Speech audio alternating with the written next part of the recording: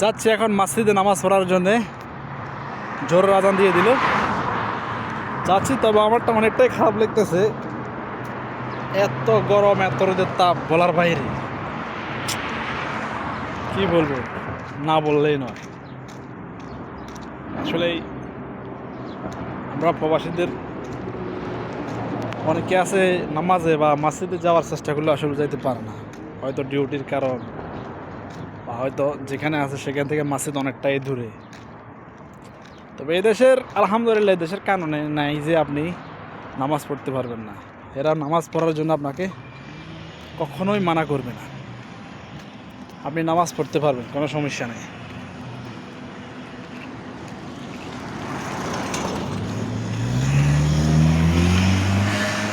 আপনি নামাজ পড়তে পারবেন, কোনো সমস্যা নেই। আপনি যখন মন চায় তখন নামাজ পড়তে পারবেন, কেউ আপনাকে বাধা দেবে না, কাজ ছেড়ে চলে আসতে পারবেন, এই আর কি। তো আলহামদুলিল্লাহ দেশের সিস্টেমগুলো আমার অনেকটাই ভালো লাগে।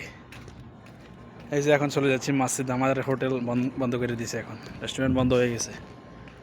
রেস্টুরেন্ট বন্ধ হওয়ার পরে একটা লোক নয়, সব লোক মসজিদে চলে যেতেছে।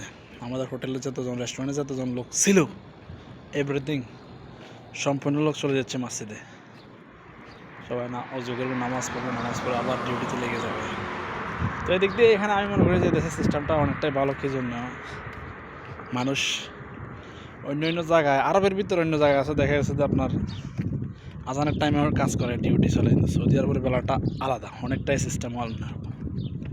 এখানে 5 ওয়াক্ত নামাজের ভিতরে, যদি 5 ওয়াক্তের ভিতরে সবার ডিউটি থাকে, 5 ওয়াক্ত নামাজের ভিতরে তাদের ডিউটি সেরে নামাজ আসতে হবে ইনশাআল্লাহ। তো এই দিক দিয়ে আমারটা অনেকটাই ভালো লাগে। এর পরবর্তীতে আপনাকে কাজটা এতটা হার্ড কঠিন লাগবে না, কারণ আপনি মসজিদে যাবেন, একটু ওখানে নামাজ পড়বেন বা একটু বসবেন এসির ভিতরে, তো আপনারটা অনেকটাই ভালো লাগবে। বিশেষ করে এখন যারা বাইরে কাজ করতেছে, তারা তো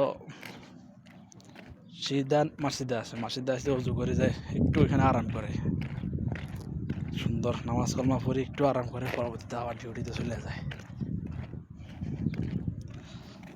আজকে 43 ডিগ্রি সেলসিয়াস, হাট অনেকটাই হাট, এত তাপমাত্রা, কঠিন তাপমাত্রা, সেটা বলার বাহিরে, এই আর কি। তবে দেখেন আমাদের এলাকায় হইলে কত মানুষ ঘুরতো, কিন্তু এখানে একটা মানুষ দেখা যাচ্ছে। কেন, কীভাবে দেখা যাবে এই তাপের ভিতরে কেউ আসবে বাইরে?